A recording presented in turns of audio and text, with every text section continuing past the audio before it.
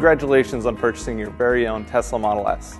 We at Tesla are very excited to get you on the road. Before we do that, we want to get you started on the right foot with just a couple of the car's most important functions.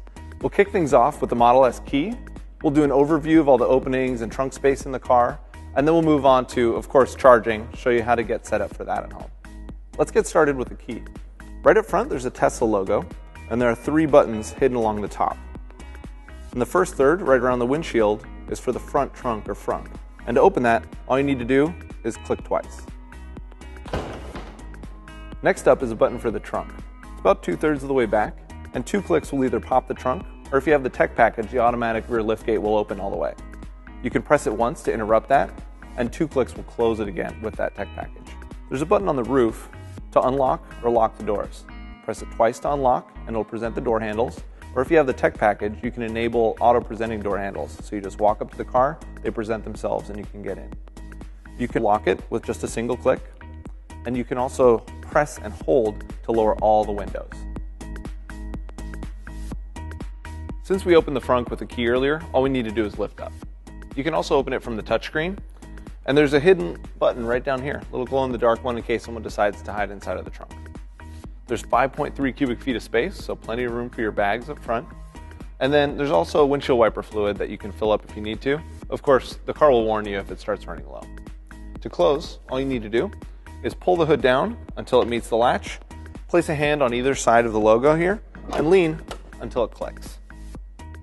It's important that when you close the front, you use firm but gentle pressure.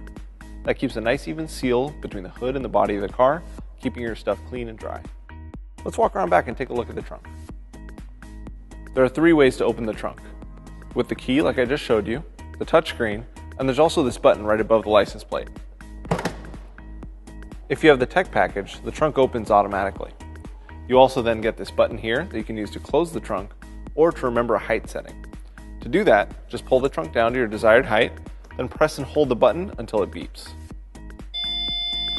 At that point, it's remembered the height setting, and you can open and close it, and it'll always stop at this position. To open it all the way next time, just push it open to the full height, press and hold again to remember that setting. There's also a switch underneath here, great if you have the rear-facing kid seats, and if you have those, they actually store flat in the floor when they're folded up. If not, this becomes additional storage space. You've already got 26.3 cubic feet of space, but it's nice to have something a little bit out of the way. Your charging equipment also fits in this little cubby over here. Let's talk about that right now. All cars come with a mobile connector and an adapter for public charging stations. The mobile connector is nice and lightweight and allows you to plug into 120 or 240 volt power. This is a regular 120 volt plug. Not the fastest thing in the world, but very convenient because you'll find these all over the place. To swap adapters, just press the button right on top here, pull it apart, and then you can plug in the other adapter. Put the Tesla T right on top, slide it in place until it clicks, then we'll plug it into the wall first to get charging. Now that we're plugged into the wall, all you need to do is press this button on top here, and it'll pop the charge port open. It'll light up white so you can see at night, and then you just plug in. It'll turn blue initially, and then it'll turn flashing green as it starts to charge. If it stays blue a little longer, it's probably heating or cooling the battery to prepare it for charging. The flashing green will actually flash faster when the state of charge is low, and as it fills up, it gradually slows down and then goes solid green. You can also see the charging status on the instrument panel when the car is unlocked. You'll see the voltage, the current level, the speed at which it's charging in miles, and the total miles available. If you lock the car and walk away from it, the green flashing light will eventually go away so it doesn't attract attention. If your car is equipped for supercharging, everything works the same as what I just showed you, whether you have single or twin chargers, and you don't need to bring any equipment with you. You just plug it right in, and you'll notice that it charges much faster. It charges very quickly for the first half of the battery, and then it'll gradually taper off as the battery starts to fill up.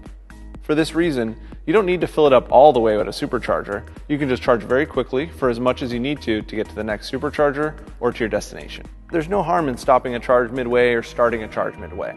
It's actually most practical to just plug the car in when you get home, let it charge while you're sleeping at night, and unplug it when you're ready to go in the morning. When you are ready to unplug it, all you need to do is press and hold this button here, pull out the connector, close the charge port, and you're ready to go.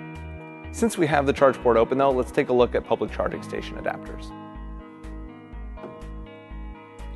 Public charging stations typically have a plug just like this, And we include an adapter for Model S that plugs right on the end of it. All you need to do is slide this on the end, plug it directly into Model S like you would at home.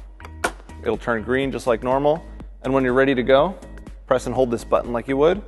That'll pop this out. Pull the whole thing out as one assembly and then remove the adapter. The adapter locks to the charge port anytime the car is charging and locked. So if for some reason you need to remove the adapter on its own and it's locked to the car, just press the open charge port button to release it. That's all there is to it. Now that we're done with charging, let's take a look at the door handles and a few things I want to show you in the back seat as well. You saw we extended the door handles with the key earlier, and they'll go back in on their own if you drive off, lock the car, or just let it sit for about a minute. You can open them back up again as long as the door is unlocked by pressing on the door handle like this, and then to open it, just give it a little tug. Let's take a look at a few things inside the car. Since the rear door handles are fully electric, we've included a mechanical release on either side below the seats. You can pull those inward just by lifting up a small carpet flap.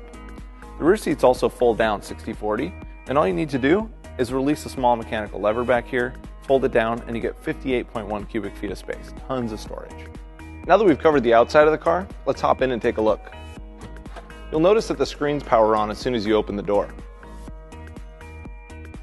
I'd like to go over the steering wheel controls and instrument panel with you. On the left side,